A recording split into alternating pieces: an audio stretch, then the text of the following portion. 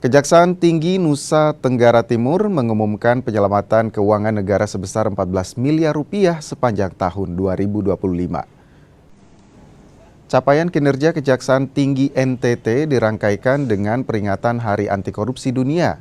Dari proses penyidikan, penuntutan, dan eksekusi perkara, Kejati menyelamatkan kerugian negara senilai 14,8 miliar rupiah yang 3,7 miliar diantaranya menjadi kontribusi Kejati NTT.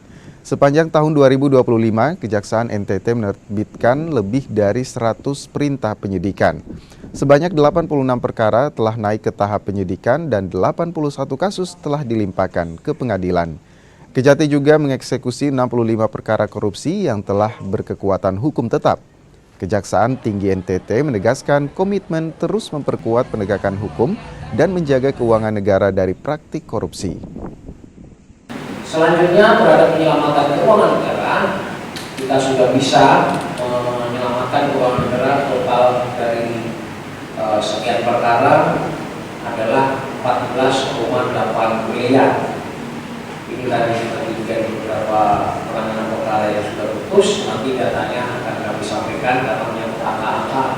Kalau saya bacakan juga nanti pada saya nanti terjadi kekeliruan dalam pemeriksaan. Data-data yang kami sampaikan ini tentunya menegaskan bahwa ini merupakan bentuk keseriusan kami dalam penanganan, pengungkapan dan penindakan tindak pidana korupsi di wilayah NTT.